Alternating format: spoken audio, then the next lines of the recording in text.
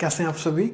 आज आपको एक कंसेप्ट, जैसे मैंने आपको पहले लेक्चर में बता दिया था कि पहले मैंने आपको डायरेक्ट कॉमन टेंजेंट करवाया था, आज मैं आपको ट्रांसवर्स कॉमन टेंजेंट करवा रहा हूँ। वही कहता हूँ, हर एक कंसेप्ट में मैं आपके दिमाग के जो पुर्जे है ना खोलने की कोशिश करता हूँ कि आपका कंसेप्ट अंडरस्टैंडिंग अच्छी बन जाए। ठीक है, इसके बाद मैंने कहा था कि क्वेश्चन दूंगा, लगेगा मुश्किल, पर ये कंसेप्ट अगर आपको आता होगा तो आप कर दोगे, कोई दिक्कत नहीं होगी। ठीक है, अब चलते हैं। ट्रांसवर्स कॉमन टेंजेंट क्या होता है, बात तो आप करते ही नहीं है, बस जो मेन बात है बस उसको खत्म करते हैं जल्दी से। देखो, मैं पिछले जैसा कंसेप्ट ले रहा हूँ, एक सर्कल लिए, एक सर्कल ये छोटा, ठीक है, ये बड़ा ये छोटा ले लिया मैंने। ठीक है, और मैंने यहाँ से क्या मैंने सिखाया था कि ट्रांसवर्स कॉमन टेंजेंट क्या होता है, मैंने ऐसा कुछ सिखाया था ना, याद हो तो आपको। ठीक है, याद होगा। तो ये होगा ट्रांसवर्स कॉमन टेंजेंट। ठीक है, मैंने ले लिया, मान लो ये ट्रांसवर्स कॉमन टेंजेंट है। ठीक है, तो मैंने कहा था ट्रांसवर्स कॉमन टेंजेंट क्या, कॉमन मतलब ये टेंजेंट इसकी भी है और इसकी भी है। ठीक है, और मैंने कहा था कि ट्रांसवर्स कॉमन टेंजेंट का फॉर्मूला क्या होता, निकालना तो मैं सिखाऊंगा, पर मैंने बताया था ना एक बार क्या होता है, डी का स्क्वायर मतलब डिस्टेंस, डिस्टेंस किसका, दो सेंटर्स के बीच का distance minus R1 plus R2। मैंने कहा था ना, और अभी मैं प्रूफ करके दिखाता हूँ कि फॉर्मूला कैसे बनता है, प्लीज चेक करना एक बार। मैं वही मान रहा हूँ, ये सेंटर इस सर्कल का है और यहाँ से ये रेडियस R1 हो गई। ठीक है, और मैंने ये जो रेडियस है, ये सेंटर इस सर्कल का है और ये रेडियस होगी R2। कोई दिक्कत है क्या? ठीक है, ये मैंने मान लिया O और ये मैंने मान लिया O डैश। ठीक है, और ये सेंटर से लेके इन दो सेंटर मतलब इन दो सेंटर्स के बीच का डिस्टेंस हो गया। ठीक है, उसको मैं डिनोट कर रहा हूँ, डिस्टेंस से ही शो करूंगा। O और O डैश के बीच का जो डिस्टेंस है वो कितना हो गया, D। ठीक है, मैं इसको लिख भी लेता हूँ, आपको समझ में आ जाएगा। इसको मैंने मान लिया D से, समझ में आ गया। ठीक है, याद रखना मैं डाइट कर रहा हूँ, आपको मैंने पहले लेक्चर में बता दिया था कि जो रेडियस है टेंजेंट के साथ कितने डिग्री का एंगल बनाती है, 90 का। कितने का बनाती है, 90 का। ठीक है, अब मेरी बात को प्लीज गौर से सुनना, मैं क्या कर रहा हूँ देखो, पहले देखना एक बार मैं क्या कर रहा हूँ।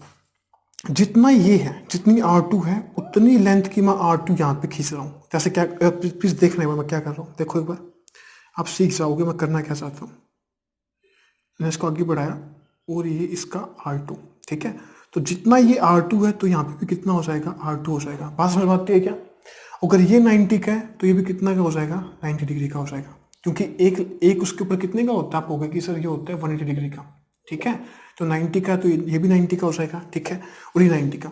अब मैं आपको एक बात बताऊँ, ये 90 का, ये 90 का और एक लाइन के ऊपर है, जैसे मैंने पिछले क्वेश्चन में सिखाया था, याद हो तो आपको। तो दोनों लाइन क्या हो जाएंगी, ये पैरेलल, दोनों लाइन क्या होगी, पैरेलल। ठीक है, अगर दोनों लाइन पैरेलल भी है, इक्वल भी है, तो आपको होगा कि सर ये बन गया पैरेललोग्राम। क्या बन गया, पैरेललोग्राम। ठीक है, और पैरेललोग्राम में भी क्या बन गया, सर हो गया आपको 90 डिग्री का एंगल, 90 डिग्री का एंगल है तो स्पेसिफिक ये क्या बन गया, रेक्टेंगल बन गई। ठीक है, ठीक है, चलो अभी रेक्टेंगल बन चुकी है, मान गया अपने रेक्टेंगल बन गई। मतलब, या अगर पैरेललोग्राम मानते हो, पैरेललोग्राम तो जरूरत ही नहीं है क्योंकि रेक्टेंगल ही बनी है, 90 90 का बन रहा है यहाँ पे। ठीक है, तो अगर ये 90 का है तो ये भी कितना, 90 का, और ये भी 90 का हो जाएगा, रेक्टेंगल बनी है ना। ठीक है, अब आगे समझना एक बार, प्लीज समझो। मैंने कहा कि अगर ये 90 डिग्री का हो गया, ठीक है, अब मैं इस पूरे के ऊपर देखो एक बार, मैं इस पूरे के ऊपर क्या लगा रहा हूँ, देखो ये पूरी एक यहाँ पे पाइथागोरस थ्योरम लगा रहा हूँ मैं इसके ऊपर। ठीक है, अब मैं पाइथागोरस थ्योरम के द्वारा ये निकाल रहा हूँ। ठीक है, ये क्योंकि ये और ये दोनों है तो इक्वली, क्योंकि ये पूरे का पूरा क्या बन गया था, रेक्टेंगल बन गया था ना, तो जितनी लेंथ इसकी होगी उतनी लेंथ इसकी भी तो होगी, तो मैं इसको निकाल लूंगा तो वही ये हो जाएगा। ठीक है, तो मैं इसको निकाल रहा हूँ, इसका बताओ फॉर्मूला क्या लगेगा।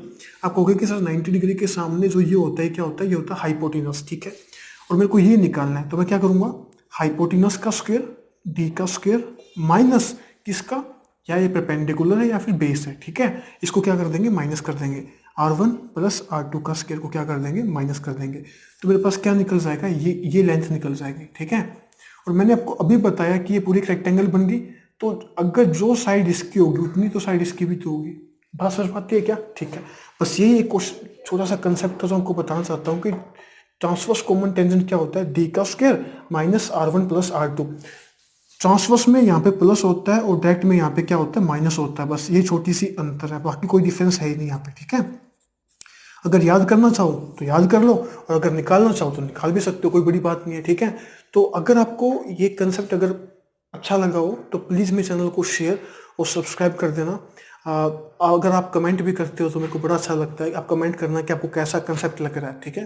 अगर मैं कुछ गलती करता हूँ बता देना, क्योंकि पढ़ाते हुए पता नहीं चलता कि क्या चीज़ बोल दी, कई बार हो जाता है, ठीक है। तो बता सकते हो कमेंट डाल के कि ये चीज़ें गलत है, कि सर आपने गलत कुछ बोल दिया। वैसे मैं अपनी तरफ से मैंने सब कुछ सही बताया है, ठीक है। Okay, good bye, thank you.